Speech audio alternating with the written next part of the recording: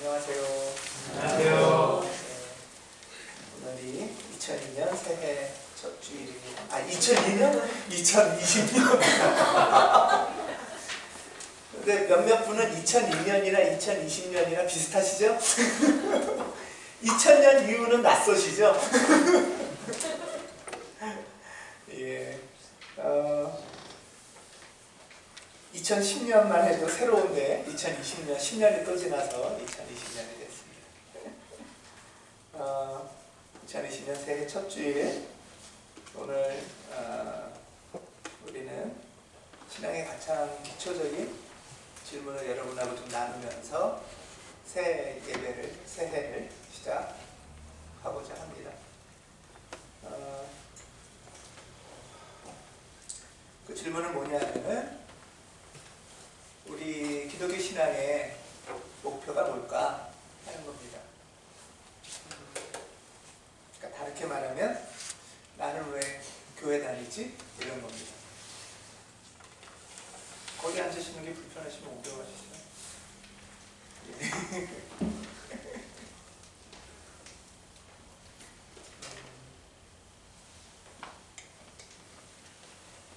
늘 하는 물음이고 거기에 답을 찾고 하는 질문이잖아요. 오늘 아침에도 당장 어쩌면은 익숙하지 않은 교회 생활이나 신앙 생활이 익숙하지 않은 분들끼리 이렇게 가족이나 동료가 있으면 교회를 가야 되냐 말아야 되냐 이런 거 갖고 실랑이를 할 수도 있고, 그렇죠? 그러다 보면은 당신은 왜 교회 가? 나는 왜 교회 안 가? 이런 얘기를 할 수도 있는데, 그럴 때 어떻게 답이 잘 되셨나요? 또는 스스로도 그런 생각이 들잖아요. 새해부터 결심을 하고 교회 가지 말아볼까? 이런 생각 안 하셨나요? 이런 생각은 안 하셨나요? 또는 거꾸로 새해부터 교회를 좀 다녀볼까? 그러면 왜 다니지? 이런 질문이 이제 곧바로 나오잖아요. 우리는 신앙생활을 왜 할까? 아니, 신앙생활의 목표는 뭘까? 조금 단순하게 매주일 교회를 왜 갈까? 물론 여기 이 질문에는 아주 많은 다양한 답이 있고, 또 직접 할 수 있는 답, 또 여러 번 들은 답들도 있을 겁니다. 그럼에도 불구하고 다시 한번 우리가 새해를 시작하면서 아주 중요한 저는 첫 질문이라고 생각합니다. 우리가 신앙생활을 왜 하고 교회를 왜 다닐까? 저는 이 질문에 사실 그리스도인이나 비그리스도인이나 동일한 목표와 연결되어 있다고 생각합니다. 무슨 말이냐 하면 그리스도인들이라고 해서 특별한 목표가, 아주 유달리 목표가 있다기보다는 그리스도인이나 비그리스도인이나 우리 삶의 목표와 연결되는데, 그거는 어떻게 하면 우리가 일상을 건강하고 즐겁게 살아갈 수 있을까 하는 거와 연결됩니다.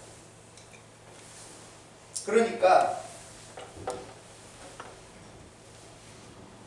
우리 삶의 목표는 건강한 의미에서 우리에게 주어진 일상을 잘 일구고 지키고 이어가는 것, 그것이 삶의 목표잖아요. 그렇죠?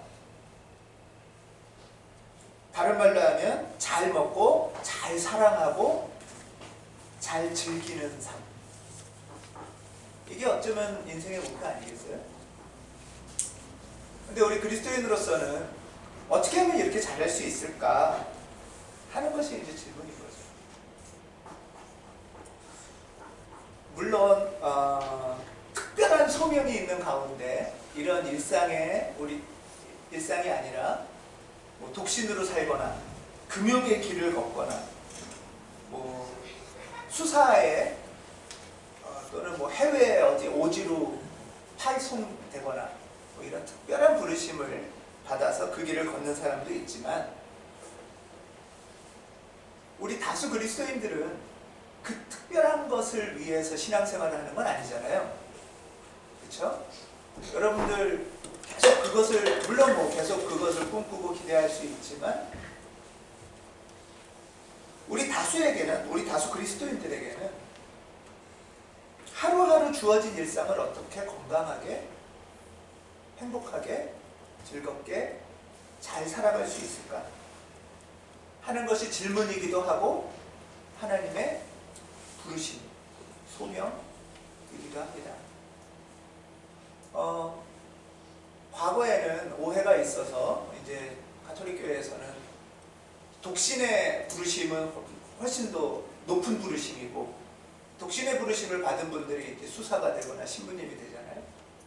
그래서 독신의 부르심은 높은 부르심이고, 결혼해서 살고 애 낳고 밥 벌어 먹고 사는 부르심은 좀 낮은 거다, 이렇게 과거엔 오해가 있었지만, 현대 가톨릭에서도 전혀 그렇지 않다라고 가르칩니다. 가톨릭에서도. 가톨릭 용어로 하면은 우리는 이제 보통 소명 이렇게 말을 해요. 부르심. 근데 그분들은 이제 성소 이렇게 말하는데, 거룩한 부르심 똑같은 말이에요. 독신 성소가 있고요. 하나님의 특별한 부르심 가운데 독신으로 또는 성직자가 되는, 또는 뭐 해외 선교사가 파송을 타는 그런 특별한 부르심이 있지만, 그렇게 독신으로 사는 부르심 말고 결혼을 하는 것도 부르심이라고 얘기를 해요. 그래서 독신 성소가 있고 결혼 성소가 있어요. 여러분들은 여기 가운데 많은 분들은 결혼의 부르심을 받고 지금 결혼을 하셨고 결혼 생활을 하시는 거죠?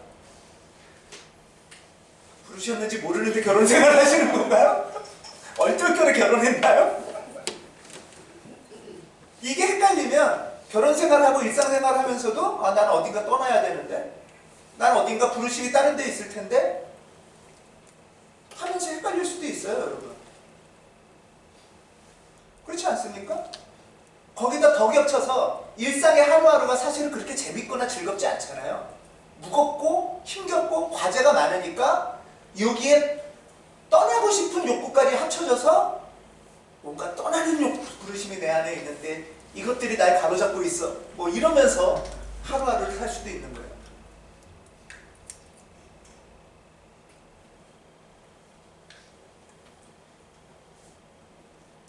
특별한 부르심을 받고 그 부르심의 길을 걷는 분들도 있지만, 다수 그리스도인들에게는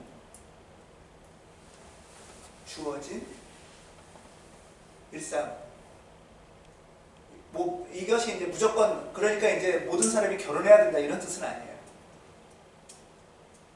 결혼의 부르심이 있으면 결혼을 하는 거고, 아이를 낳는 부르심이에요. 아이를 키우고 돈을 벌고 살 집들을 마련하고 하는 것들도 부르심과 연결된다는 뜻이에요. 복음서에 보면 예수께서는 특별한 길을 걸어가신 분이죠. 물론 예수께서는 특별한 길을 걸어가신 분이지만, 한편으론 일상의 길을 보여주신 분이기도 합니다. 대표적인 모습이 예수께서 많은 사람들하고 먹고 마시고 즐거운 식사한 것이 아주 대표적인 거예요. 마태복음 11장 19절에 보면 예수님이 뭐 세리나 죄인이나 또 여성들이나 이렇게 같이 구분 없이 먹고 마시고 막 이러는 모습들이 있나 봐요. 그래서 조금 그때 거룩하다고 생각한 사람들은 예수님한테 또는 예수그룹한테, 저 사람들은 마구 먹어대고 포도주를 막 먹는 무리들이다 라고 얘기를 했어요. 성경에 그렇게 나오죠? 이 말은 그냥 먹고 포도주 마시는 사람이다 이 뜻이 아니라, 요즘 말로 치면 먹는 거에 눈이 멀었고 그러니까 개걸스럽게 먹고 먹는 거 너무 좋아하고 모이면은 막 술도 마시고 노래 부르고 그러고 사는 그룹들이다 이 뜻이에요. 별로 안 거룩하다는 뜻이에요. 그리고 그 그룹에 뭐 죄인도 있고 여성도 있고 금식하는 거룩한 모습이 없다는 비난입니다. 그런데 예수님 활동의 목표는 사실 그분이 특별한 길을 걸어가신 목표까지도 그 이유는 사실 많은 사람들이 건강한 일상을 회복하는 것. 그것이 그리스도 예수의 길이시잖아요. 그렇지 않습니까? 일상을 회복하기 위해서 굶주린 사람들에게 먹여주시고, 굶으니까 일상생활을 못하니까 아픈 사람들을 고쳐주시고, 소외된 사람들을 초대하시고, 이들에게 고통을 주는 자들을 물리치시는 것이 예수 그리스도의 사역이셨지요. 그리고 같이 만나서 잔치를 베푸는 것. 예수님처럼 예수님 제자들도 이렇게 두 그룹이 있습니다. 두 길이 있습니다. 부름을 받고 특별한 길을 떠나는 그룹도 있어요. 그렇죠? 그래서 예를 들면 어떤 제자가 있을까요? 대표적인 제자가 베드로죠. 예, 나를 따라라 하니까 이제 떠나서 갔지만, 베드로는 결혼한 사람이죠. 예, 장모님도 있다고 그러고, 그럼에도 불구하고 장모님을 돌보고 이런 이야기를 간간히 또 나오기도 합니다. 어쨌든 예수님의 제자들 중에는 하던 일을 멈추고 특별한 부르심에 떠나서 예수님을 따라다니는 그런 제자 그룹이 보통은 이렇게 뭐라고 그럴까요? 유랑 제자단 이라고 얘기를 해요. 방랑 제자단 이렇게 얘기를 해요. 근데 제자단은 그 그룹만 있는 게 아니고요. 또 한편으로는 사는 삶의 자리에서 정착하면서 예수님의 가르침을 따르는 정착 제자단이 있었어요. 정주 제자단. 대표적인 정주 제자, 이렇게 특별한 부르심으로 떠난 제자가 12제자라면, 정착해서 예수님의 가르침대로 살고 또 예수님 그룹이 오면 환대하고 이웃과 같이 살아가는 그 그룹의 대표적인 제자가 예를 들면 마리아와 마르다예요. 그 다음에 세리 삭개오. 이 가정의 구원이 들고 그 다음에 있는 것을 나눠 먹고 그 마을을 구원의 확장으로 나간 사람들이죠. 그렇죠? 아리마대 요셉 같은 경우가 아주 대표적인 일상에서 예수님의 가르침을 이어간 제자들입니다. 또 누가복음 8장 38절 39절에 보면 이런 이야기가 나와요. 누가복음에 그 거라사 동네에 군대 귀신 들린 사람이 있었잖아요. 근데 이 사람이 이제 예수님의 도우심 덕분에 이 고통과 귀신 들렸다는 거는 내 맘대로 하지 못하고 뭔가에 억눌려 있다는 거잖아요. 그렇죠? 자유롭지 못하고 사슬에 묶여 있다는 거잖아요. 그랬다가 이제 그 사슬이 풀려지고 귀신이 나가고 해방되는 역사가 있었어요. 여러분 그런 은혜 받으시면 이제 어떻게 하고 싶으세요? 여기서는 이 귀신 나간 사람이 누가복음 8장에 보면 이런 말이 있어요. 귀신 나간 그 사람이 예수와 함께 있게 해달라고 애원했대요. 그러니까 저 따라갈게요. 어차피 이 동네에서 못 살아요. 뭐 이런 느낌 같아요. 그런데 예수께서는 그를 돌려보내시며 이렇게 말씀하셨다. 네 집으로 돌아가서 하나님께서 내게 하시는 일을 이야기해라. 그래, 다 떠나서 무조건 막 산이고 들이고 쫓아다니는 것만 있는 그룹이 아닌 거예요. 하나님을 만나고 하나님 안에서 특별한 부르심 가운데 그 사역을 하시는 분도 있지만, 일상 속에서 마을 속에서 그 이전의 삶을 이어가는 제자들도 있는 거죠. 물론 그때의 일상은 그 이전의 일상과는 다른 일상일 겁니다. 그때의 일상, 결혼은, 그때의 결혼 생활은, 그때의 자녀 양육은, 그때의 장모님을 섬기는 일은 달랐을 거예요.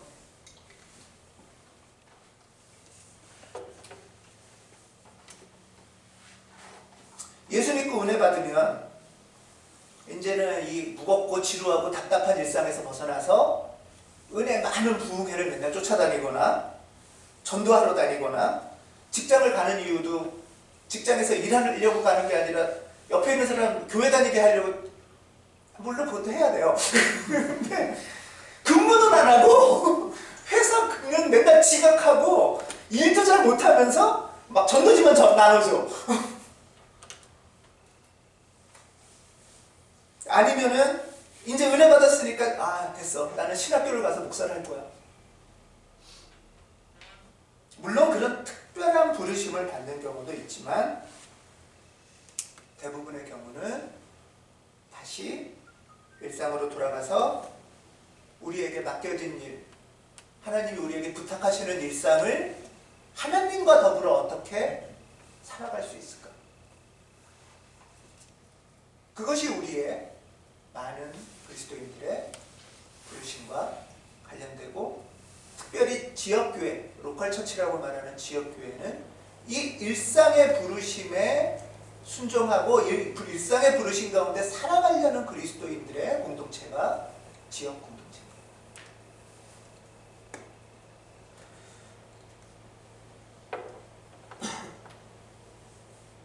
우리는 하나님의 그 특별한 부르심으로 인해서 직장을 다니고 돈을 버는 것일지도 몰라요. 그 특별한 부르심 때문에 결혼을 했고 자녀를 낳고 설거지를 하는 걸 수도 있어요.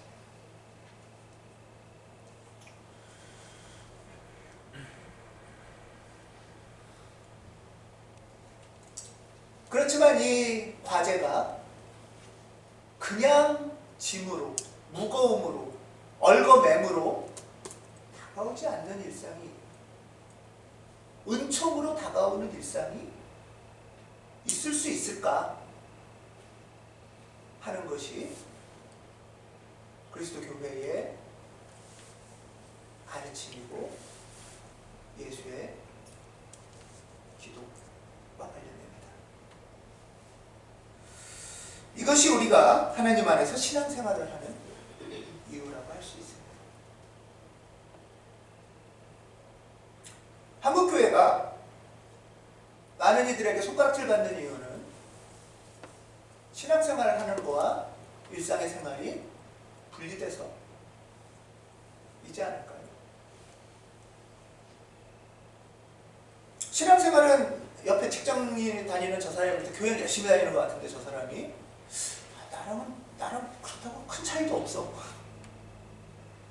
물론 뭐 겉으로 확 큰 차이가 있어야만 되는 건 아니죠. 하지만 사회적 삶에 있어서 아무 차이가 없거나 아니면 더 나가서 오히려 교회를 다니고 신앙생활을 한다고 하는데 더 무례하거나 더 이기적이거나 더 경쟁적이거나 더 거리낌 없이 혼자만 독식하려고 하는 모습들을 볼 때 저 사람들은 왜 교회 다니지? 하는 질문이 기독교인이 아닌 사람들에게서부터 오히려 나오기도 합니다. 한국교회 역사에서 한 10년 정도는 된 것 같아요. 길게 보면 20년. 이런 반성이 있었어요. 그렇게 뜨겁게 열심히 하던 선교단체의 1:1 훈련의 결과는 뭐냐?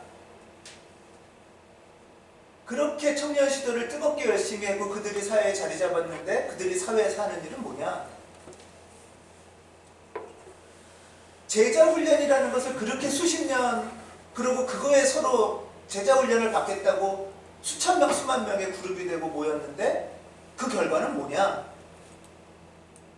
하는 질문이 결국 이 질문과 연결되는 것 같습니다. 1:1로 공부하고 그룹으로 제자 훈련 받고 그렇게 열심히 하고 해서 아이를 낳고 결혼하고 집 사고 돈 버는 방식이 어떻게 다른가 하는 질문이라고 할 수 있습니다.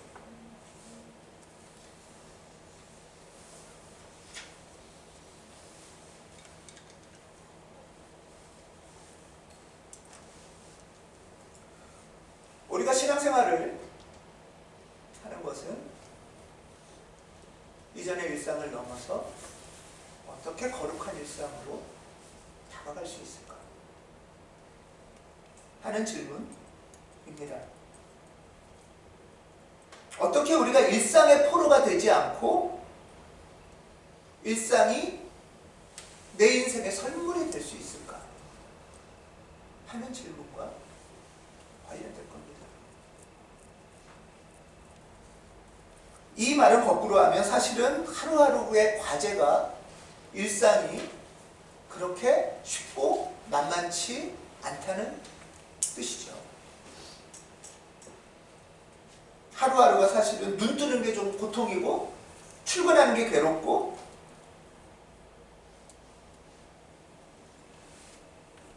인생의 새로운 2020년이 들어왔으면 이게 새로운 시간이고 새로운 선물이고 새로운 기회니까 감사할 수도 있지만 올해 1년은 또 고생해야 되는구나 이렇게 시작할 수도 있잖아요.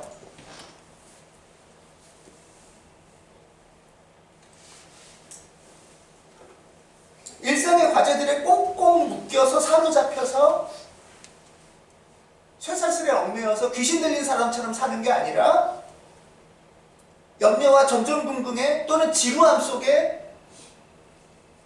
그냥 그날이 그날 같은데 하면서 사는 것이 아닌 길이 뭘까? 이 질문을 묻고 찾는 것이 우리 그리스도인들의 목표와 관련됩니다.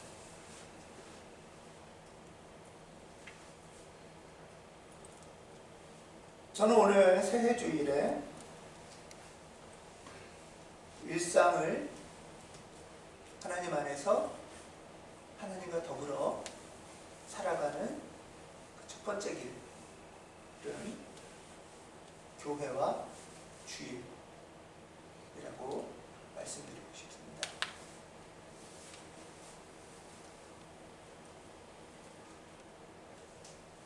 교회는 전통적으로 6일의 삶의 관건은 하루의 주일에 달렸다라고 말합니다. 사실은 주일이라고 해도 그리고 교회 우리 다 다녀봤잖아요. 그래도 별로 안 바뀌던데 하는 게 우리의 진지한 고민이긴 해요. 그러면 이 수백 년 또는 2000년의 가르침을 버릴 건지 아니면 다시 이 질문의 깊은 의미를 찾아갈 건지가 우리한테 다가오는데 저는 다시 주일과 교회의 의미를 주목하면서 새해를 맞이하고 싶습니다.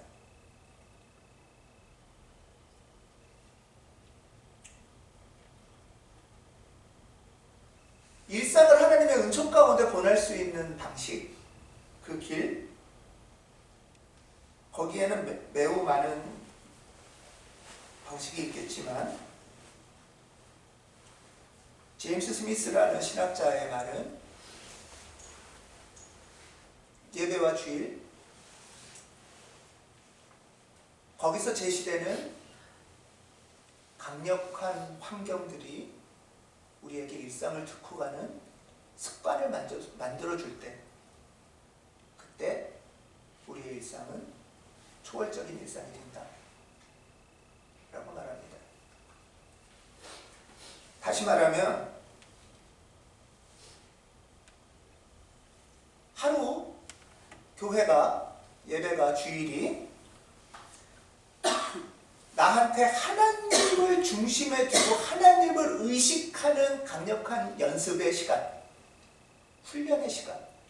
그래서 그것이 습관이 되면 그 습관을 갖고 6일을 살아갈 수 있다는 거예요. 하나님을 의식하고 하나님을 염두에 두고 하나님 안에서 우리 일상 살고 싶잖아요. 그렇죠? 그러면 그 6일 못 살았으니까 끝이 아니라 거꾸로 아주 좁혀보자고요. 그러면 교회에 와서 이 시간에 또는 조금 더 길게 주일 하루는 하나님을 의식하면서 하나님 안에서 하나님과 더불어 먹고 설거지하고 인사하고 감사하며 하루 주일 사나요? 우리? 사실은 주일과 예배라고 하지만 너무나 빈약한 방식이었기 때문에 이 주일과 예배가 일상을 뚫는 힘으로 형성되지 못했다는 것이 제임스 스미스의 지적입니다.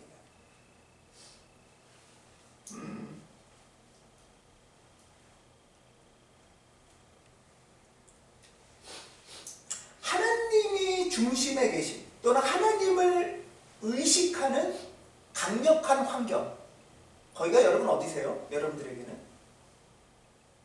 그러니까 일상을 그렇게 살고 싶잖아요. 하나님 안에서 하나님과 더불어. 그러려면 그거를 어디선가 연습하고 그걸 강력하게 연습할 수 있는 환경이 있었을 때서 연습을 해봐야 되잖아요. 그렇죠? 그래야 아주 희미하고 어려운 전선에 나가서도 그 일들을 해나갈 수가 있잖아요. 그랬을 때 그 환경이 어디냐, 그 시간이 어디고 그 공간이 어디냐, 그것이 교회고 예배고 주일이어야지 가능한 거 아니냐 하는 것이 제임스 스미스의 말입니다. 사실은 우리가 주일에도 별로 그렇게 하나님 의식하지 않고 하나님 안에 있는 거에 대해서 생각하지 않고 주중에 내가 하나님한테 기도하고 감사해야지 라고 생각을 했다면 먼저 주일에 하나님을 의식하고 기도하고 이 시간에 감사하고 그 안에서 머무는 연습을 해야 된다는 거예요.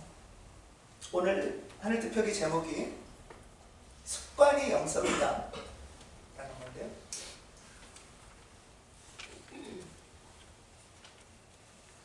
영성은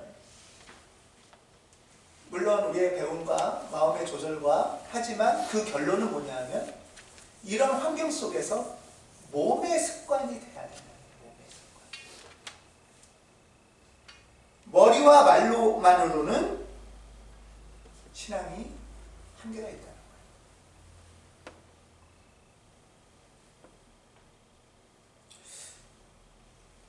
많은 신학자들의 결론은 뭐냐 하면 근대 이후의 신앙은 머리로만의 신앙의 환경이라는 거예요. 특히 개신교는. 근데 이 신앙은 각자 혼자 여기 다 앉아 계시지만 예를 들면 학교 교실의 수학 시간처럼 각자 알아서 수학 문제 풀 수 있는 사람 풀고 못 푸는 사람 못 풀고 하는 형식처럼 각자의 내면 속으로 숨어 들어가 있는 거예요, 신앙이.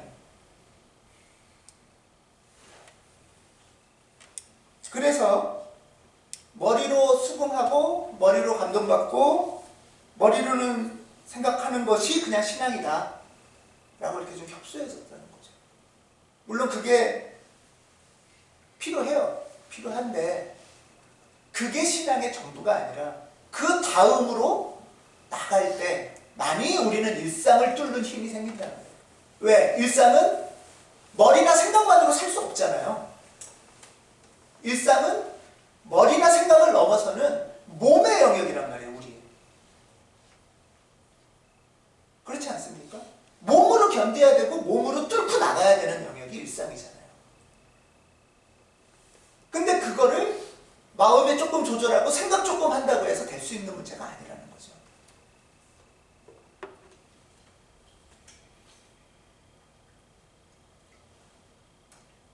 윌리엄 켜버너라는 신학자를 한 명 더 소개합니다. 이 사람은 마찬가지 얘기를 하는데요. 신앙이 오해받고 또 왜곡되고 너무 협소해져서 각자 개인의 내면에 있는 어떤 것들, 이게 그냥 신앙이라고 하는 거예요. 요즘은 아무도 그 영역은 건들지도 못하고 얘기도 하면 안 돼요. 그래서 이것은 그냥 내 거예요. 소통도 안 되고 내가 알아서 할 일인 거죠. 그것이 신앙인 것으로 이해되기 시작했다는 거예요.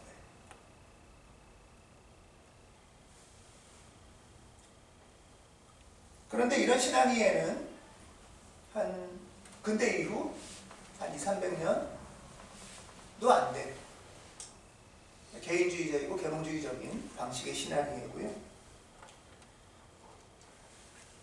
제가 여러분하고 나누고 싶은 것은 그 시대 이전에는 신앙이라는 게 뭐냐 하면 이런 거라는 거예요.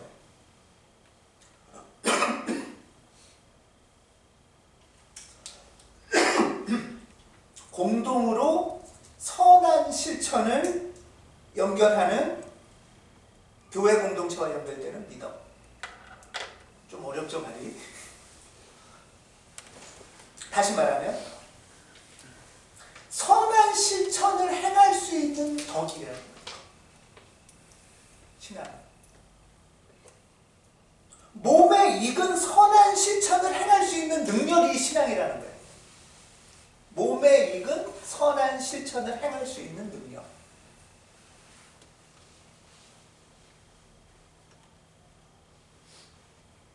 매 순간 흔들리는 내 판단과 내 느낌에 못 맡기는 것이 아니라 오랜 시간의 훈련을 통해서 몸에 익혀온 선한 공동체적 습관. 이것이 신앙이고 영성이었고 다시 여기에 주목해야 된다라고 말합니다. 예를 들면 그 신앙과 덕의 기초는 뭐냐 하면 결국 그것이 주는 것은 뭐냐 하면 겸손하고 소박한 삶의 태도, 다른 이에 대한 존중,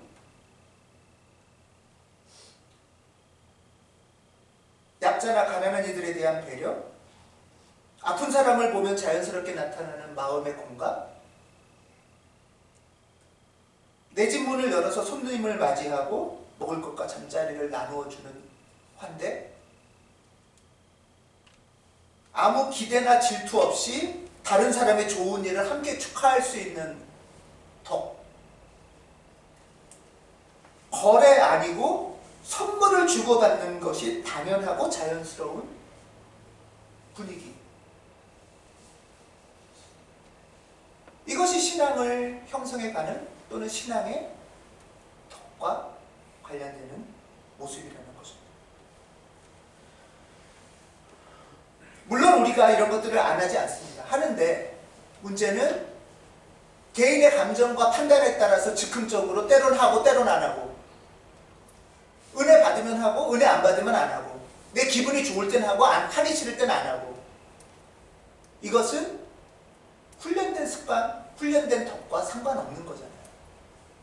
그러니까 결국 좋은 일을 하라고 하기 위해서 계속 나는 감동받아야 되고 계속 내 마음에 흡족해야 되고 하기 싫을 땐 안 하고 마는 것이 신앙의 모습으로 나타난다는 거죠.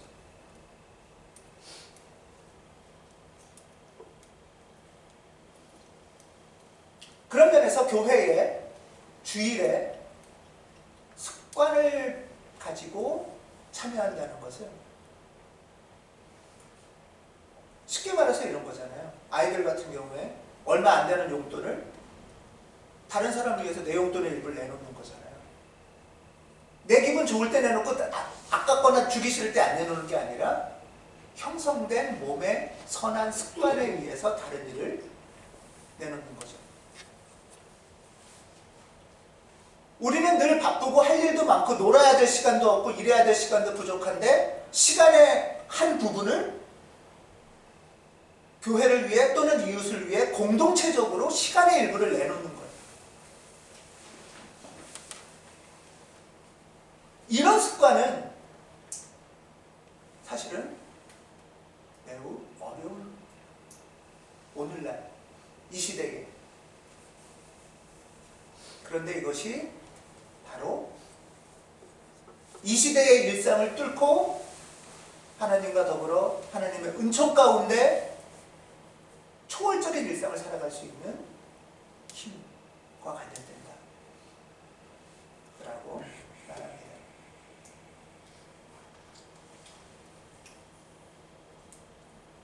말합니다. 우리 교회는 올해 3월부터 주일 오후에 우리의 일상 이야기를 같이 나누려고 합니다. 우리의 가족, 가족 중에서도 지금 사는 가족도 있고 우리의 부모님과 나의 관계도 있고,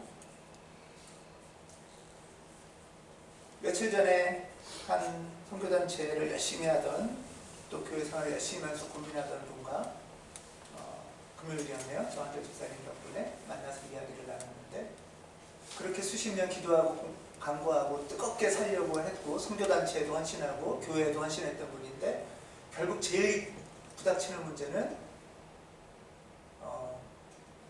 육아와 교육, 그리고 돈 버는 방식이 제일 큰 고민이다 라고 솔직하게 말하더라고요. 마찬가지 아닙니까?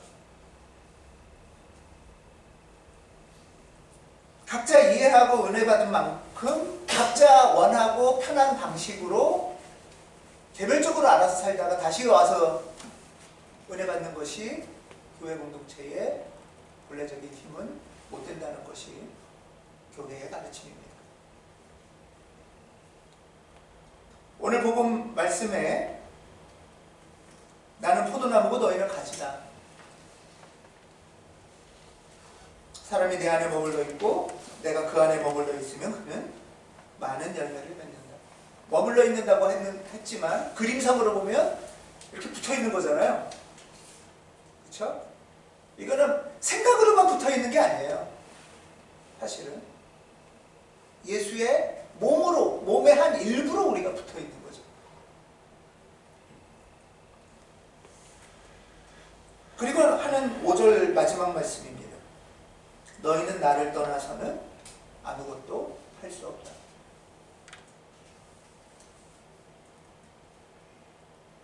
저는 이 말씀이 매우 엄중하게 다가왔는데, 근데 멀리 있어도 생각만 좀 하고 이렇게 하면 그냥 내가 할 수 있을 것 같은 마음이 저도 들어요.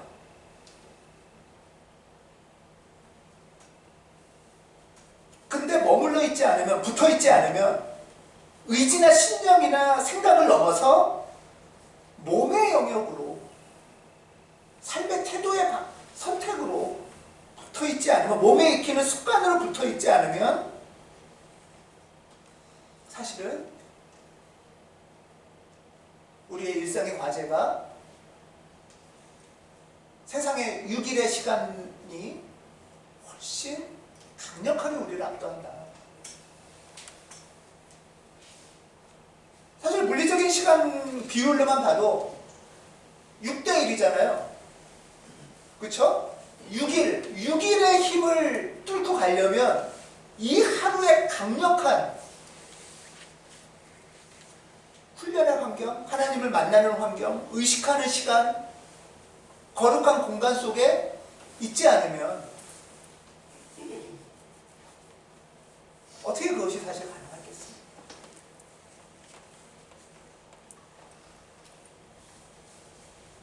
오늘 주보 그림 한번 보실래요?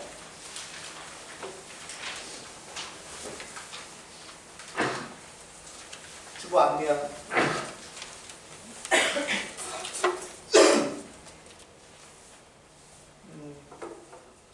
십자가 그림이 보이시죠? 저 왼쪽에 어떤 모습이 보이세요? 여인이 애기 얻고 있네요. 애기 키우는 엄마네요. 뭐 앞에는 뭐예요? 뭐 이렇게 앞에 뭐가 이렇게 바구니 같은 게 있나 보죠? 아, 달걀이에요? 감자. 감자. 하여튼 애도 키우고 뭐 바로 그날 끼니 걱정하면서 있을 수도 있겠죠. 이 여인은 끼니 어떻게 밥상 차릴까, 뭐 먹을까. 오른쪽에는 뭐가 보이세요? 네. 시커먼 시커먼 이렇게 막노동하는 일꾼이네요.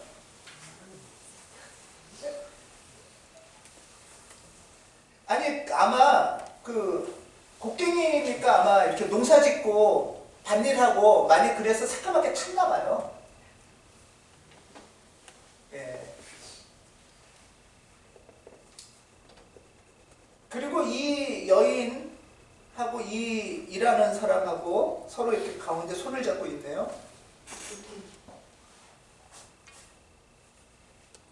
그리고 저는 손을 잘 안 보이는데 예수님이 이들을 이렇게 안아주는 듯한 느낌이 저는 들어요.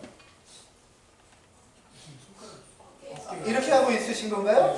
네. 애 키우고 끼니 챙기고 노동하고 돈 벌고 하는 것이 그리스도 예수 안에서 하나님 안에서 은총으로 이루어지는 일상, 이것이 그리스도 예수의 사역이셨고 하나님 나라의 뜻입니다.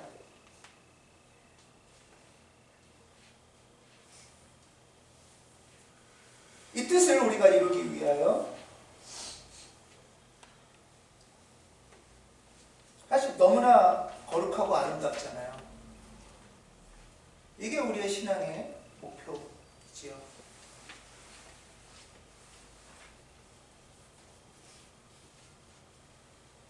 이 거룩한 습관을 이 삶을 일상에서 이루어가기 위해서 우리는 거룩한 습관을 몸에 익혀가는 훈련, 그것이 반드시 필요하고 그것을 영성이라 부른다 하는 것입니다.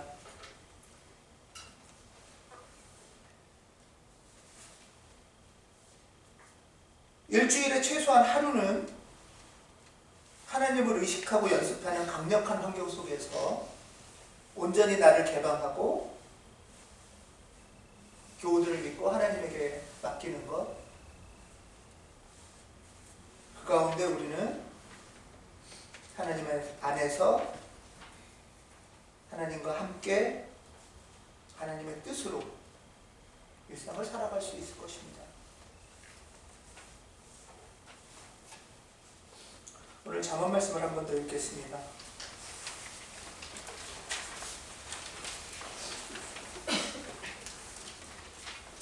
잠언 3장 1절에서 5절입니다.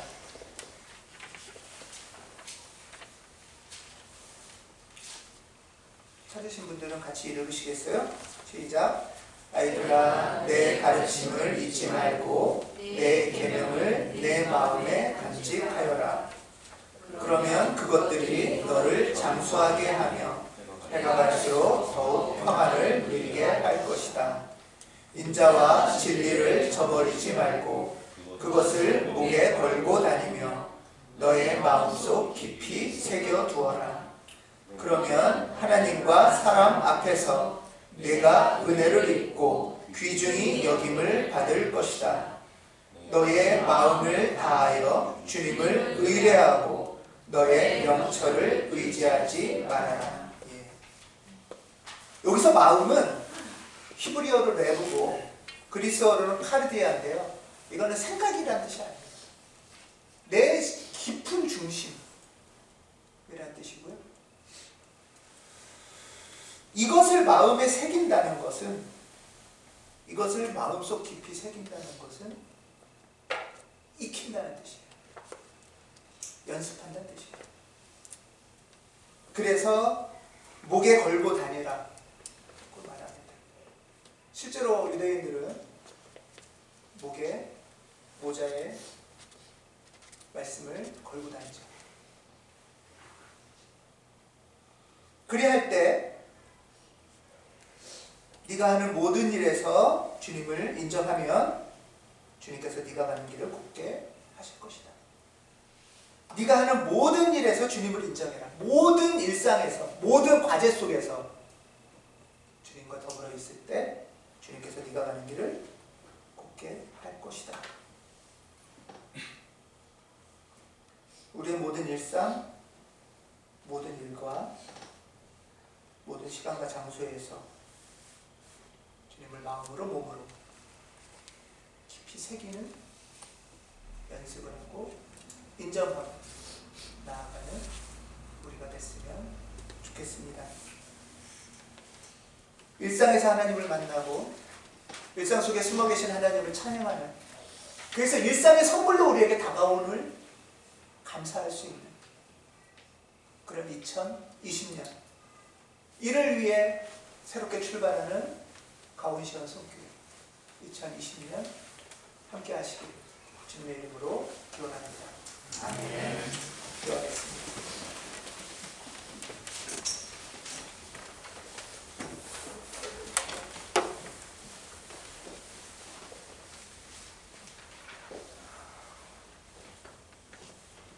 결국은 주님, 은총 가운데 누리는 삶입니다. 결국은 일상에서 만나는 부활 생명입니다. 하나님,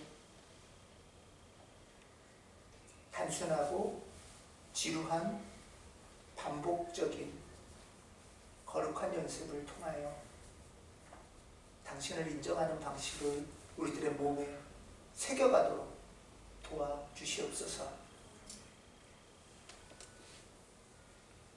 주 예수 그리스도 이름으로 기도합니다. 아멘.